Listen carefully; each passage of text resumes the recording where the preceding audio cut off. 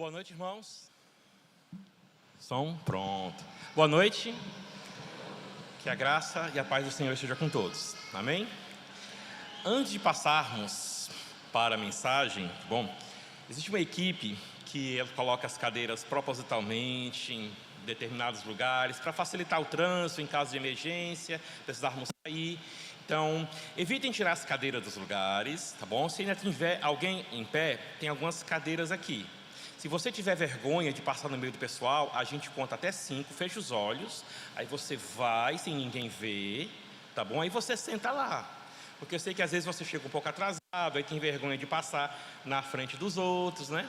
Então, tem um lugar ali, obrigado, muito obrigado, tem lugares ali para evitar que você tire as cadeiras dos devidos lugares, ok? Então, vamos abrir nossas Bíblias, o livro de Neemias. O título da mensagem é Antes dos muros, os joelhos. Bom, o que eu quero dizer com este título? Bom, antes de tudo, deixe-me situar você em relação ao livro de Neemias. Embora nas nossas Bíblias traduzidas do hebraico, a gente mude a ordem dos livros, o livro de Neemias e o livro de Esdras, eles formam um único volume. Eles são os penúltimos livros, ou o penúltimo livro, já que são um livro só, naquilo que nós chamamos de Bíblia hebraica, certo? Então, os dois últimos livros são Esdras, Neemias, que é um livro só, e os nossos livros de 1º e 2º Crônicas formam um livro só também. Dividiu-se por causa do tamanho, isso é façanha que já vem da primeira tradução da Bíblia, tirada do grego do hebraico, para o grego, uma tradução conhecida como a tradução dos 70, ou Septuaginta. Os livros maiores, como Esdras, Neemias, que eram um só, 1º e 2º Crônicas, que eram um só, foram divididos. Então eles são os últimos livros do Antigo Testamento. Tem toda uma razão teológica para isso. Se Deus me der graça, a gente chegasse até finalizar o livro de Neemias, eu explicaria isso para vocês. Mas o que é que esse livro traz de importância para nós? Ao observar a história bíblica, você vai descobrir que foram 3 momentos na história de Israel em que eles foram tirados da terra de Judá, do reino de Judá, e levados para a Babilônia. Houve 3 deportações. Houve uma em que o profeta Daniel, ainda rapaz ou adolescente, foi levado. Houve uma segunda deportação, que o profeta Ezequiel foi levado, e a terceira deportação foi aquela em que o templo foi destruído, a cidade foi incendiada. Então houve 3 momentos para aquilo que nós chamamos de cativeiro babilônico, com poucos anos entre eles. Já que houve 3 idas ou momentos do exílio, houve 3 retornos. Como eu falei para vocês, Esdras e Neemias formam um livro só. A primeira parte de Esdras, do capítulo 1 ao capítulo 6, acontece em cerca de um século antes da história de Neemias. Os primeiros 6 capítulos falam da primeira parte que retornou para a terra de Judá. Foi aquele momento em que um homem chamado Zorobabel, que era descendente de Davi, foi para lá. O sumo sacerdote era alguém chamado Josué, filho de Josadaque. Os profetas Ageu, Zacarias foram nesse primeiro momento, tá bom? Do capítulo 6 de Esdras para o capítulo 7, pula-se cerca de 80 anos. Você não tem essa sensação se você não lê com atenção. Pois é, do capítulo 6 de Esdras ao capítulo 7, pula-se cerca de 80 anos de história.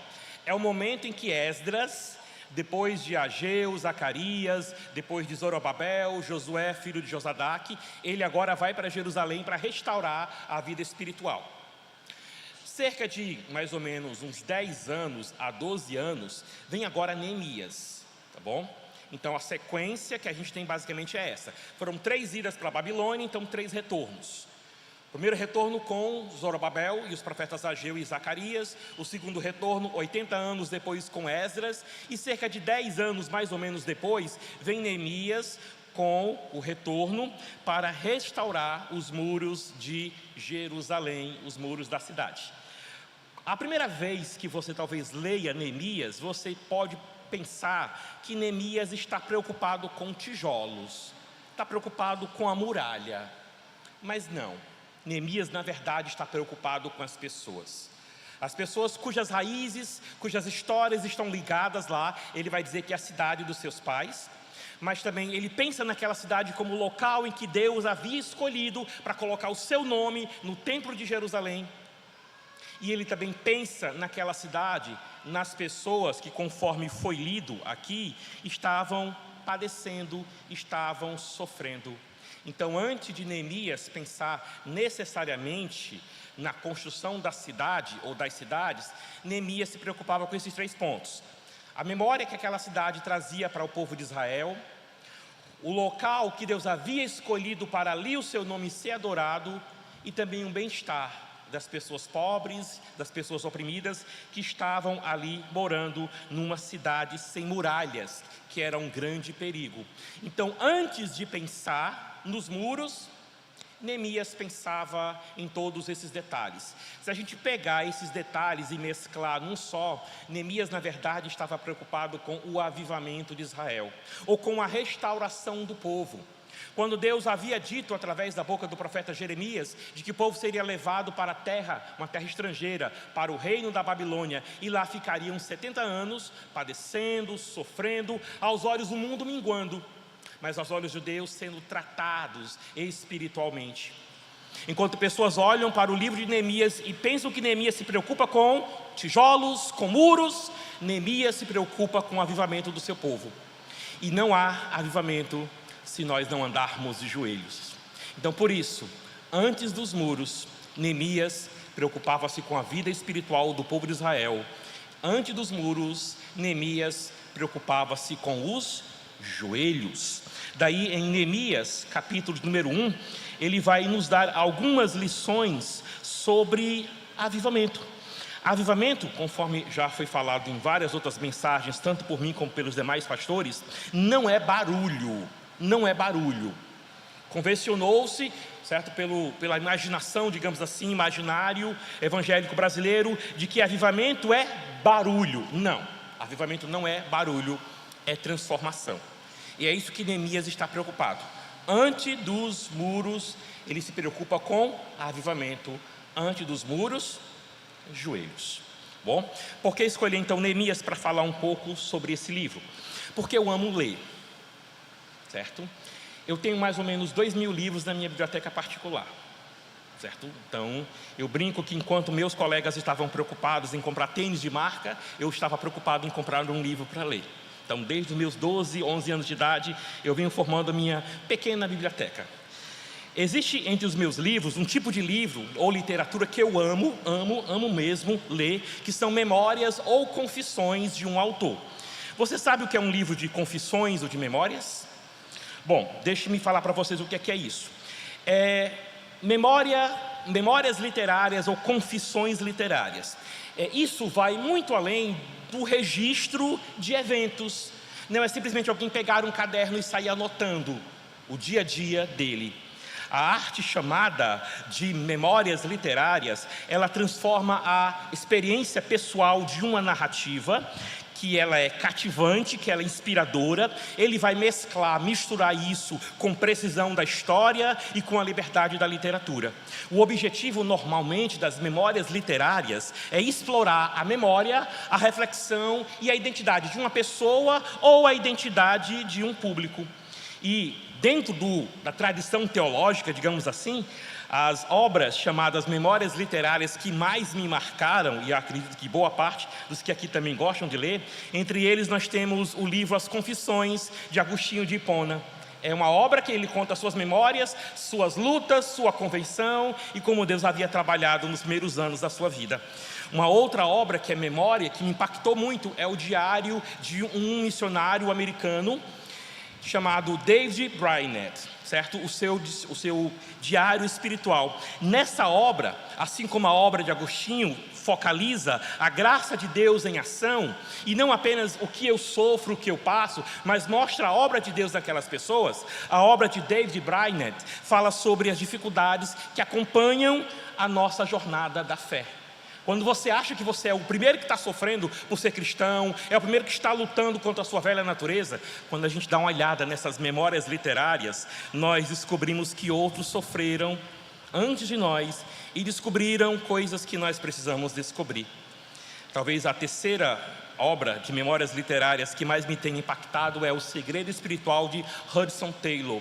Hudson Taylor foi o pai das missões chinesas, mas de forma organizada. Ele fundou a missão para o interior da China. Quando a gente lê a biografia dele, um princípio que se destaca bastante é a total dependência de Deus. Você já parou para ver? As memórias literárias escritas por cristãos, por servos de Deus, sempre destacam algo deles com a caminhada de Deus. Agostinho destaca a graça de Deus em ação. David Brainerd, ele destaca as dificuldades que fazem parte da minha e da sua jornada de fé. E Hudson Taylor fala sobre a total dependência que eu e você devemos ter para nós caminharmos aqui nesse mundo.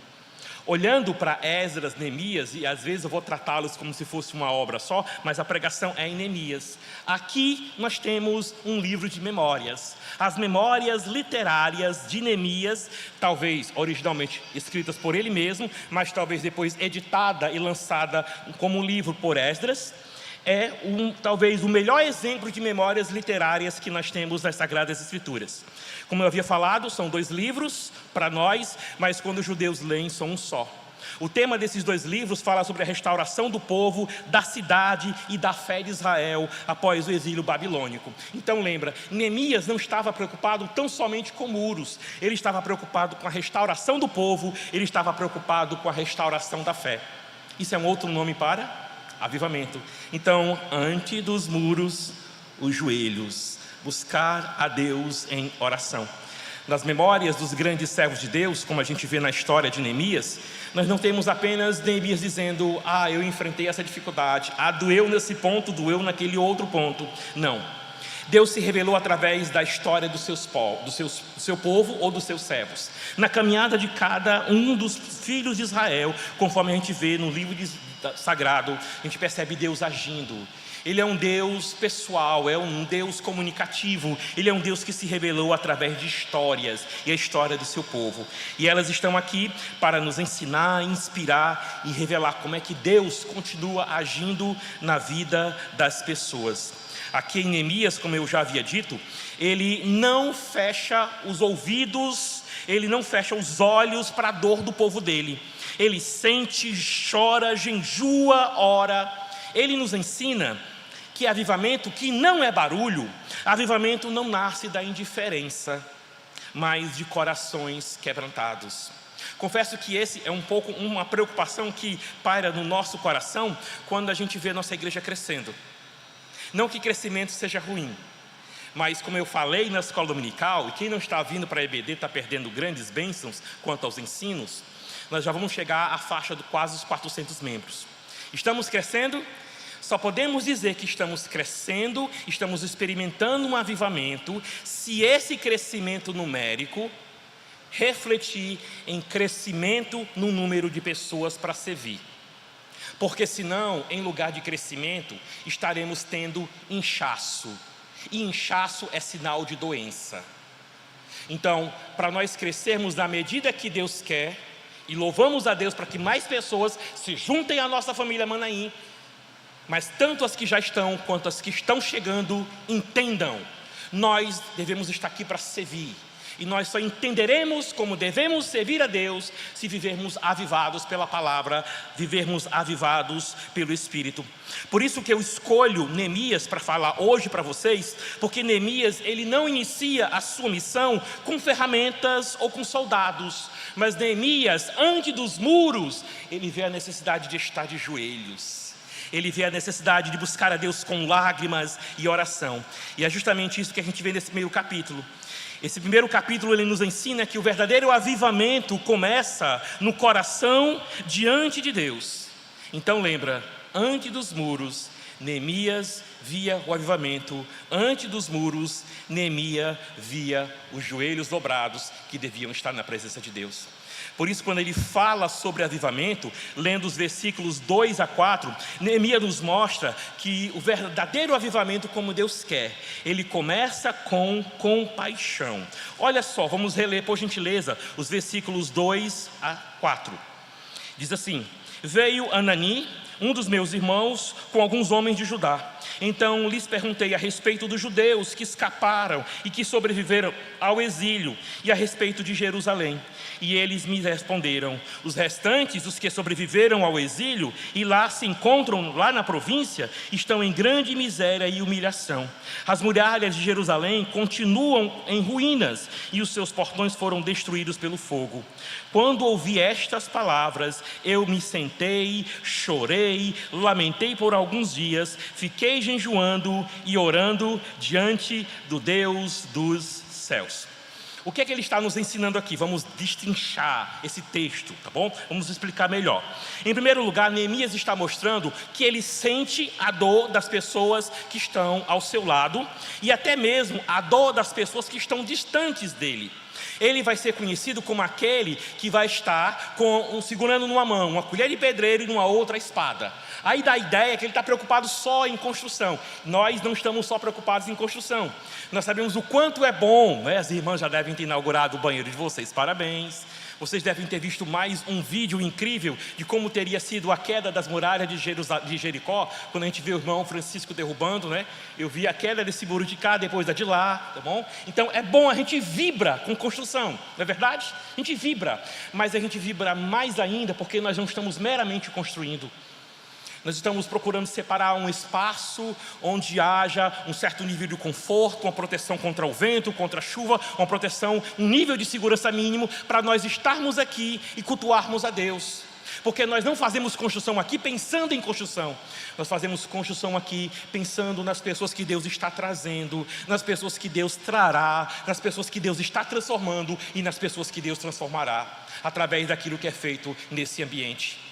Nós não olhamos para a construção como construção. Nós aprendemos com Neemias: ante das muralhas, ante dos muros, joelho ou transformação, que deve estar na minha e na vida de todos que estão aqui.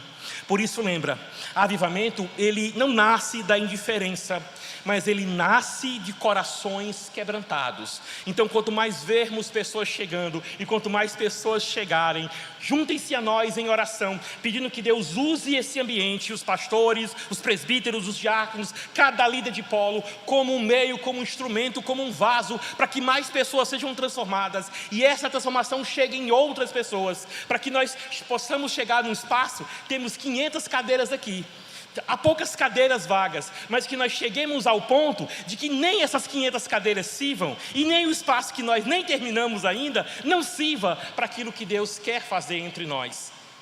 Nós não estamos preocupados com construção, mas ela vai vir à medida em que nós nos preocuparmos, e devemos nos preocupar com aquilo que Deus quer: transformação, avivamento, mudança de vidas, quebrantamento. E isso só vai vir se primeiramente nós andarmos de joelhos.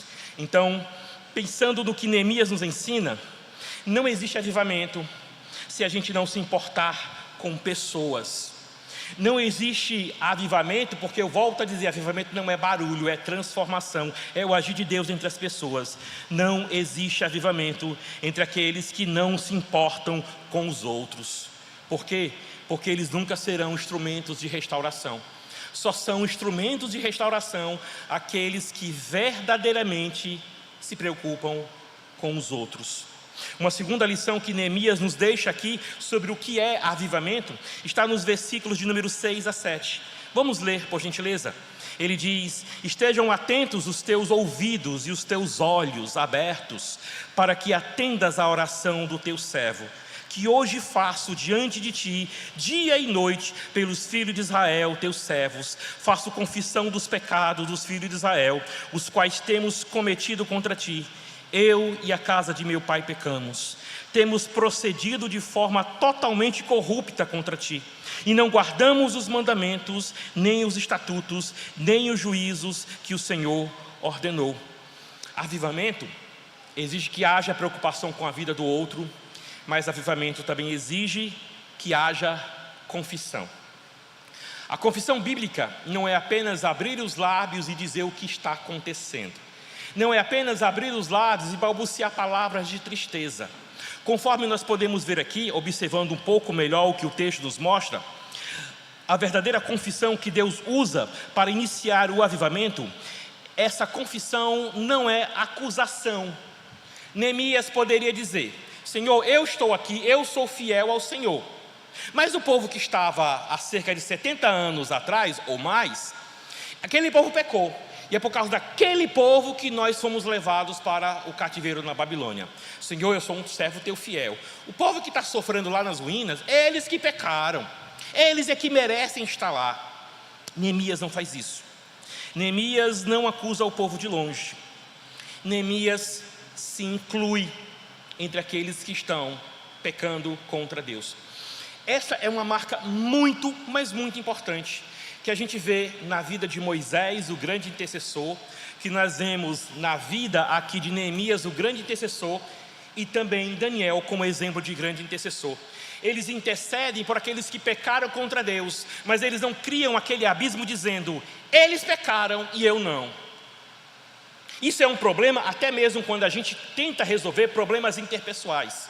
Se a gente quer resolver problemas interpessoais, mas a gente olha e diz que o problema sempre é o outro, tem alguma coisa aí de errado. Se você acha que o problema sempre é o outro, reflete. Será que não tem alguma coisa errada? Vê se não se encaixa naquilo que a gente acaba vendo aqui. Porque avivamento, assim como restauração, assim como perdão, ele não acontece onde há soberba, onde há orgulho. Eu sou bom, ele é que é pecador. Ele é que errou, ela é que tem que vir até mim e pedir perdão. Não há verdadeiro perdão, não há verdadeiro arrependimento. Se mesmo que você não esteja em pecado, mesmo que você seja a parte certa, que está fiel, mas se brotar uma raizinha de soberba no seu coração, aquilo que você tinha como testemunho, como identidade de ser fiel a Deus, ficou podre. Então, para ver o verdadeiro avivamento, Neemias, ele se pega e coloca igual ao povo. Senhor, eu, meus pais, nós pecamos contra o Senhor.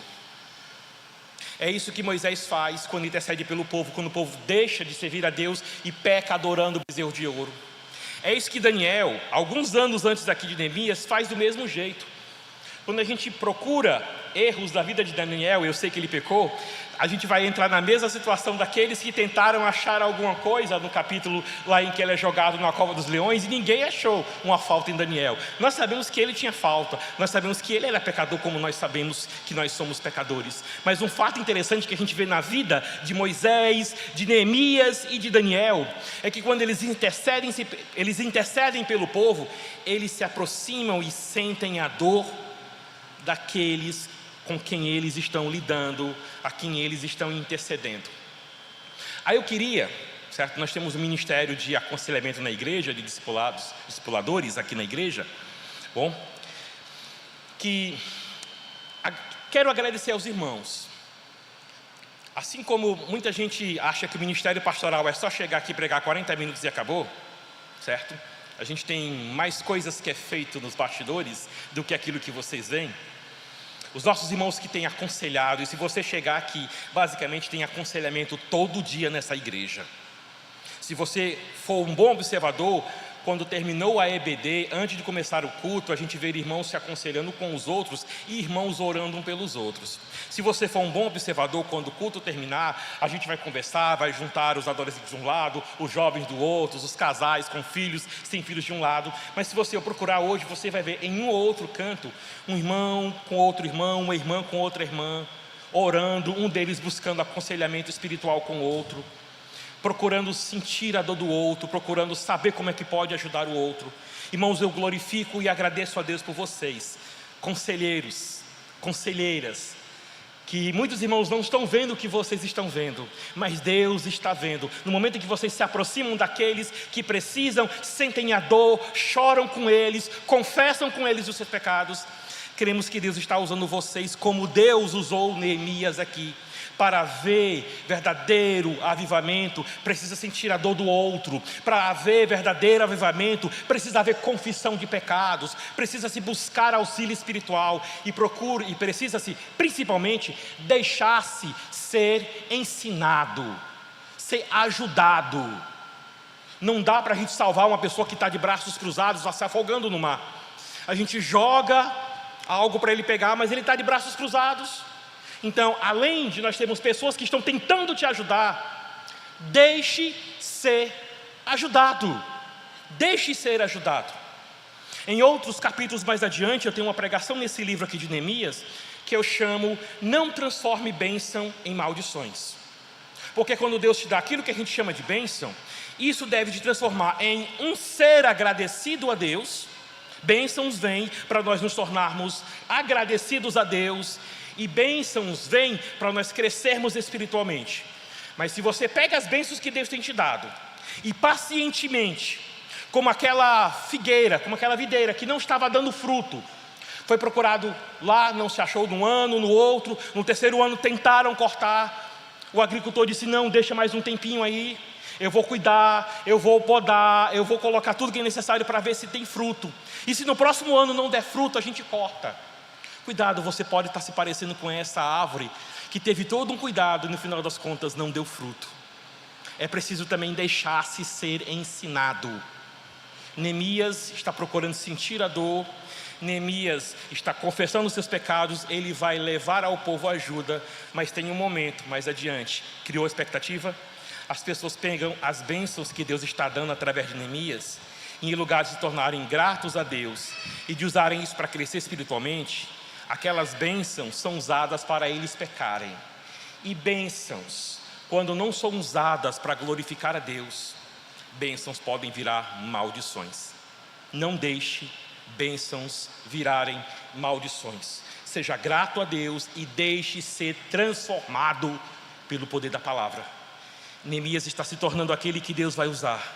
Neemias está vendo o que Deus está realizando nos seus dias, e a restauração vai vir quando o Neemias, que está sendo chamado por Deus num certo momento, levar essa visão para outras pessoas.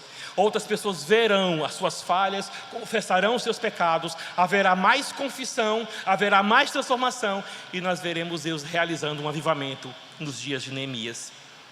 Lembra? Avivamento não é barulho, avivamento é preocupação com o outro. Avivamento não é barulho, mas avivamento é confissão de pecados. E uma terceira lição que a gente vê aqui, pegando os versículos 5 e pulando para os versículos 8 a 11, talvez é o principal referencial para nós dizermos o que é avivamento. Eu já falei que avivamento não é barulho. Avivamento levará a nós nos preocuparmos com os outros. Avivamento nos levará a uma confissão de pecados. Mas se há algo que avivamento prova ser, é uma contemplação, uma compreensão, a iluminação de nossas mentes e capacidades mentais para nós entendermos o caráter de Deus. É por isso que nós estamos estudando nos nossos polos teologia própria, teologia propriamente dita, porque o povo que conhece o seu Deus, diz Daniel no capítulo número 11, ele se esforçará e fará proezas. Neemias mostra aqui na sua oração o quanto ele conhece de Deus. Deus é o padrão, é o farol, é o parâmetro para Neemias mudar, para o povo de Israel mudar. O avivamento é Deus nos pegar, nós estamos frios, estamos afastados, estamos indiferentes à obra que Deus quer realizar no nosso meio, e Deus vem. Ele nos desperta, nos enche com amor pela obra, nos enche com amor pelo próximo, nos faz ter confissão de pecados e nos faz ver quem Ele é. Avivamento nos leva a ter uma melhor visão de quem Deus é. É justamente isso que a gente vê no versículo de número 5 do capítulo 1. Neemias, ele começa dizendo: ah, Senhor Deus dos céus, Senhor grande e temível, que guardas a aliança e a misericórdia para com aqueles que te guardam, te amam e guardam os teus mandamentos. Ele percebe que o Deus que o está incomodando, para que ele haja, para que ele fale, para que ele se preocupe com os outros, é o Deus que, conforme ele diz, tomando as palavras que já vimos nos estudos anteriores, ele é um Deus transcendente, ele está acima de tudo que a gente possa imaginar, qualquer descrição humana que a gente venha a dar a Deus. Tem uma certa canção que diz, no lugar mais alto de adoração, as mais belas letras, os mais belos versos, eles não podem refletir a tua grandeza, ó Pai. Então o que a gente tem aqui é apenas um relato meio que opaco, mas ainda que opaco em relação à grandeza de Deus, como ela é, ela mostra o quanto Neemias está envolvido com um Deus que ele conhece. E porque ele conhece esse Deus, ele ama esse Deus e ele quer servir esse Deus. Então ele diz: o Senhor temível, o Senhor que é grande, o Senhor que guarda a aliança e a misericórdia para com aqueles que te amam e guardam os seus mandamentos. Ao mesmo tempo ele vê uma visão de um Deus que transcende tudo, mas é um Deus que está ali do nosso lado, é um Deus que está ali presente, é um Deus que, curiosamente, a gente pode olhar para o Evangelho de Mateus e a gente percebe que o quanto Deus se interessa estar no meio do seu povo. No capítulo número 1, o anjo anuncia a José que o nome de Jesus será Emanuel, Deus conosco. Entre as últimas palavras que Jesus diz aos discípulos no Evangelho de Mateus é: eis que estou convosco. Esse é um Deus pessoal, esse é um Deus transcendente, é olhar para esse Deus que transcende tudo, mas que está caminhando entre nós, que está naquele aperto de mão que a gente recebe, naquela oração que a gente recebe. É esse Deus que é louvado aqui, e é esse Deus para onde Neemias olha, e é a partir da visão desse Deus que ele tem o coração dele avivado. Avivamento é isso, é conhecer melhor a Deus. Oséias capítulo 6, versículo 3 diz: conheçamos ao Senhor e continuemos a conhecê-lo. Em Oséias capítulo 4, versículo 6, tem um dos versículos mais tristes da Bíblia: o meu povo está sendo destruído. Por quê? Porque ele abandonou minha palavra, porque ele não me conhece. É por isso que você está estudando teologia propriamente dita nos polos. É por isso que toda mensagem, seja no Antigo Testamento, no Novo Testamento, cada louvor que é entoado aqui, coloca Cristo como centro de tudo. O nosso louvor é cristocêntrico, a nossa adoração é teocêntrica, é a Deus, é a Cristo, é a Santa Trindade que nós louvamos aqui. E o avivamento é termos os olhos descobertos. Gálatas nos diz que o Deus desse século cegou a compreensão dos incrédulos para que eles não vejam a glória que é revelada em Cristo Jesus. Mas nós temos os olhos abertos, temos a iluminação do Espírito Santo, e à medida que servimos, que louvamos, que nós nos preocupamos com os outros, que nós confessamos os nossos pecados, no momento em que nós mais somos avivados, nós conhecemos a majestade de Deus, como diz o versículo 5. Aí pula para o versículo número 8. Tem mais flashes sobre quem Deus é. Lembra-te da tua palavra que ordenaste a Moisés teu servo, dizendo: se vocês forem infiéis, eu os espalharei entre os povos. Mas se vocês se converterem a mim e guardarem os meus mandamentos e os cumprirem, então, ainda que os seus descem desterrados estejam nos lugares mais distantes da terra, de lá os ajuntarei e os trarei para o lugar que escolhi, para fazer ali habitar o meu nome. Ele é um Deus que se mantém fiel, apesar das nossas infidelidades. Paulo diz algo parecido lá em Timóteo. Ele diz que se nós o confessarmos, ele nos confessará. Se nós o abandonarmos, Deus é fiel. Deus é fiel. Ele está mostrando aqui que ele pune, que ele zela pela sua santidade, e como o autor de Hebreus nos ensina, Deus castiga o filho a quem ama. E se até agora você tem pecado e não está com disciplina da parte de Deus, é um sinal que talvez você não seja filho de Deus. Pois o Senhor castiga ao filho, ou disciplina, ou ensina ao filho a quem ele quer bem. Por quê? Porque apesar de sermos infiéis com a palavra de Deus, infiéis com o nosso compromisso com a igreja local, o Senhor é fiel. O Senhor é fiel, Ele é o Deus da aliança. Indo para o versículo de número 10 e o versículo de número 11, nós lemos o seguinte: estes são os teus servos e o teu povo que resgataste com o teu grande poder e com a tua mão poderosa. Ah, Senhor, estejam atentos os teus ouvidos à oração do teu servo, a oração dos teus servos que se agradam de temer o teu nome. Faze com que o teu servo seja bem sucedido hoje e encontre misericórdia diante desse homem. Naquele tempo eu era copeiro do rei. A última frase faz nos entender melhor por que ele faz essa petição. Aqui a gente tem pelo menos 4 petições nesse primeiro capítulo. É um capítulo recheado de oração. onde Neemias nos ensina como orar. Nessa oração que ele faz aqui, ele menciona por que ele pede que Deus dê a ele um bom andamento em relação ao rei a quem ele serve. O copeiro não poderia estar triste, o copeiro era um servo de confiança, o copeiro estava no lugar estratégico. Ele vê tudo isso que Deus tem dado na mão dele, e ele pede que o Senhor o guie, não por quem ele é, não pelos dons que ele tem, porque tudo que Neemias tem, onde ele nasceu, as conquistas que ele teve, o cargo de importância que ele teve, tudo foi dado por Deus. Então ele não tinha de nada com que se gloriar diante de Deus.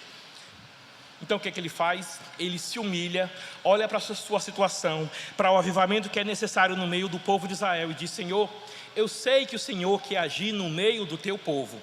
Então, em lugar de colocar os seus talentos como empecilho, ou dizendo: Senhor, eu sei que o Senhor me escolheu porque eu sei falar bem, eu sei que o Senhor me escolheu porque eu toco bem, eu sei que o Senhor me escolheu porque eu tenho carisma. Ele deixa tudo isso de lado. Ele reconhece a majestade, a fidelidade. Portanto, ele reconhece que ele está no lugar estratégico, porque o Deus que castigou o povo de Israel é o mesmo Deus que também traz para esse povo promessas de esperança. Ele é o Deus da esperança, e é nisso que Neemias descansa.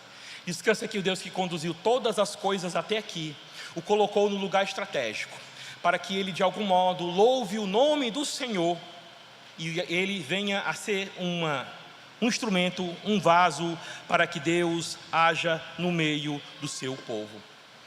Vamos para algumas aplicações.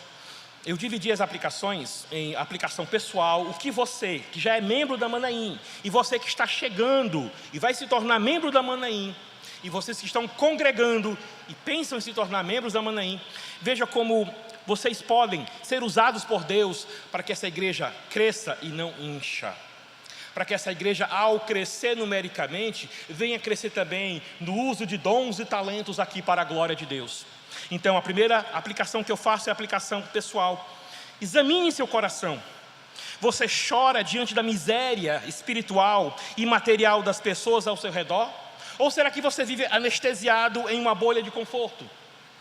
Não, deixa o outro lá, a minha família vai bem, eu vou bem com meu esposo, eu vou bem com a minha esposa, meus filhos vão bem, não dão trabalho. Nem todo mundo tem a família no formato que você tem. Nem todo mundo tem a bênção de ter o marido que você tem. Minha irmã olha para ele e agradece. Ele é o melhor de Deus para você. Mas Senhor, não tinha outro. Ele é o melhor de Deus para você. Certo?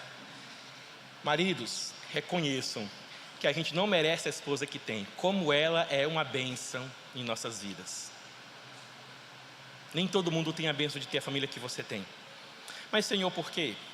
Em vez de procurar os porquês, tornemo-nos pais espirituais dos jovens que não têm pais na igreja, conselheiros espirituais, mães, digamos assim, que vão adotar espiritualmente as moças da igreja, homens que vão adotar os rapazes da igreja e serem conselheiros, serem pais, serem amigos mais chegados que irmãos.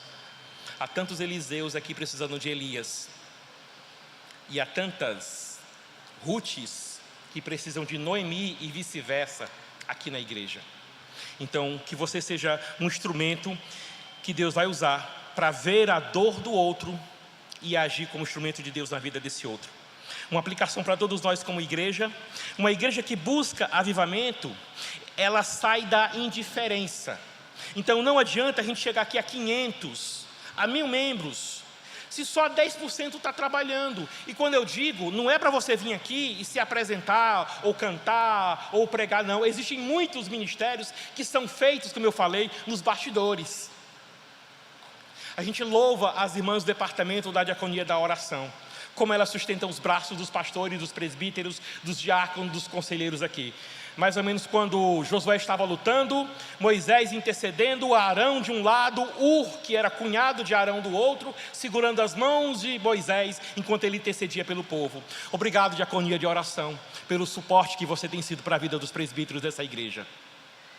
E outros irmãos que não aparecem, às vezes aparece um pouquinho no final do culto. Cadê o pessoal aí do acolhimento? A gente diz, olha, o pessoal está ali. Bom, Há tantos cargos, departamentos que precisam de mais e mais pessoas para nós estarmos trabalhando. E lembra, quanto mais essa igreja crescer, significa mais a necessidade de ser visto com dons e talentos que Deus tem dado. Não basta olhar para dentro das quatro paredes, mas devemos agir em favor dos necessitados, discipular os fracos na fé e abraçar os que sofrem. Outra aplicação que eu tenho aqui pessoal e também uma aplicação comunitária, em vez de apenas apontar para os pecados da sociedade, confesse os seus. É fácil dizer, o Brasil está ruim por causa do político A, B ou C. Você votou em quem mesmo? Ah, você não votou? Você é um indiferente politicamente falando? A gente coloca a culpa sempre no governo, a culpa é do Planalto. Então, se Deus fizesse como fez com Sodoma e Gomorra, o Planalto afundar e criar um novo Mar Morto lá, o problema do Brasil seria resolvido. Seria não. Tem Fortaleza, tem Vila Peri, tem outras capitais, tem outras cidades, as 5.000 cidades do nosso Brasil, onde tantas pessoas zombam de Deus, onde há tantos cristãos indiferentes que não evangelizaram ainda os descrentes, que não intercederam ainda pelos políticos locais, quanto mais os distantes. O problema pode passar por Brasília, mas ele bate também na porta da sua casa. O avivamento começa quando você reconhece que você, como seu deputado federal ou senador, o seu presidente lá em Brasília, como você, eles precisam, todos nós precisamos da graça de Deus diariamente. Pensando agora como grupo, como corpo de Cristo, precisamos confessar pecados coletivos. O que é isso? Nós estamos sendo bênção para esse bairro como nós deveríamos ser? Polos. Nós estamos sendo bênção para os nomes que nós trazemos nos nossos polos?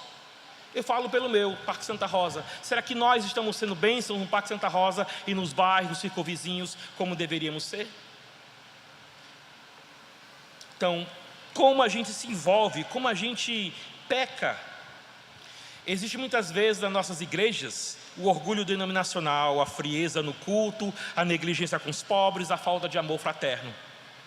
A confissão comunitária, ela abre espaço para Deus restaurar.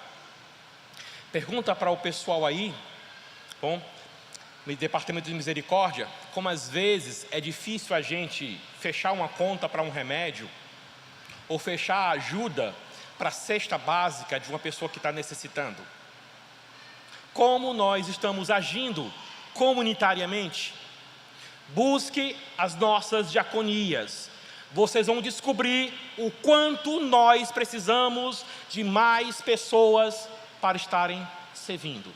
Crescimento numérico, sem crescimento no número de servidores, não é crescimento, é inchaço. Próxima e últimas aplicações pessoal e comunitária.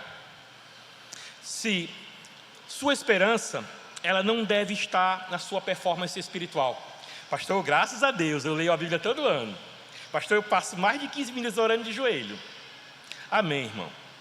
Não use isso como cartão de apresentação, mas que Deus te conserve fiel à leitura da Bíblia, fiel a buscá-lo em oração, não apenas em 15 minutos, se você puder orar, ore mais, mas lembra, a sua e a minha esperança não está em quantos livros já lemos, em quantos cursos teológicos nós já fizemos, mas a nossa esperança deve estar no Deus cujo caráter é majestoso, fiel e esperançoso, como nós falamos aqui.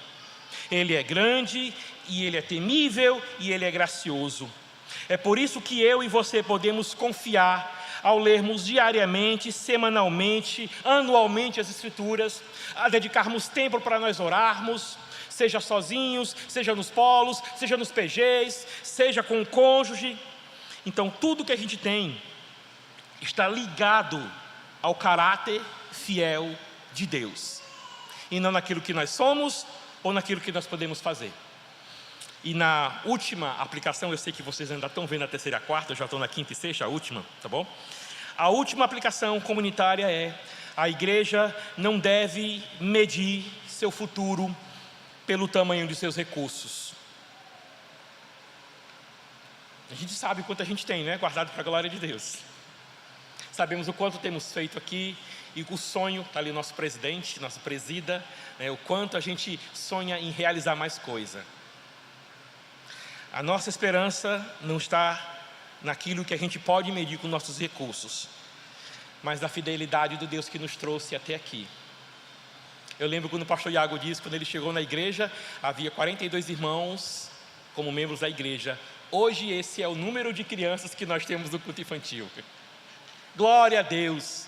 Chegamos até aqui porque nós confiamos no Deus que é majestoso, no Deus que é temível, no Deus que é gracioso. Então a gente não olha para o tamanho dos recursos que nós temos, nós olhamos para a fidelidade de Deus, a sua aliança, ao seu pacto com a sua igreja.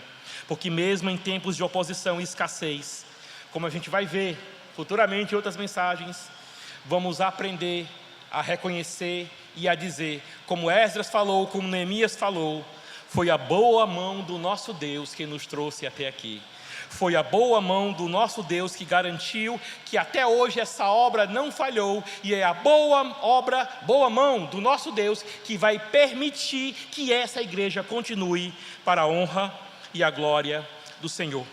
Por isso, nas nossas considerações finais, Neemias não nos mostra que o avivamento é barulho. Ele mostra que o avivamento é compaixão pelo próximo, é confissão diante de Deus e é confiança no caráter divino. Não perca os estudos no seu polo para que você conheça melhor quem é o seu Deus. Pois quando o povo de Deus conhece o seu Deus, ele vai se ajoelhar em lágrimas, vai confessar os seus pecados, ele vai clamar ao Deus da aliança, e os muros serão restaurados, e a glória de Deus se manifestará. Você agora entende? Antes dos muros, os joelhos. Vamos orar ao Senhor nosso Deus. Muito obrigado, Pai, por Tua bondade, que o Senhor continue a abençoar a nossa igreja. Muito obrigado pelos membros que já temos, muito obrigado pela sala de novos membros, muito obrigado por aqueles que estão chegando para conhecer a nossa comunidade. Obrigado pelos nossos pastores, presbíteros, nossos diáconos. Muito obrigado pelos nossos discipuladores, por cada ministério de diaconia que trabalha para que esse culto aconteça somente para Ti. Muito obrigado, Pai. Nos abençoa e nos transforma. Vem nos avivar. Em nome de Cristo Jesus. Amém.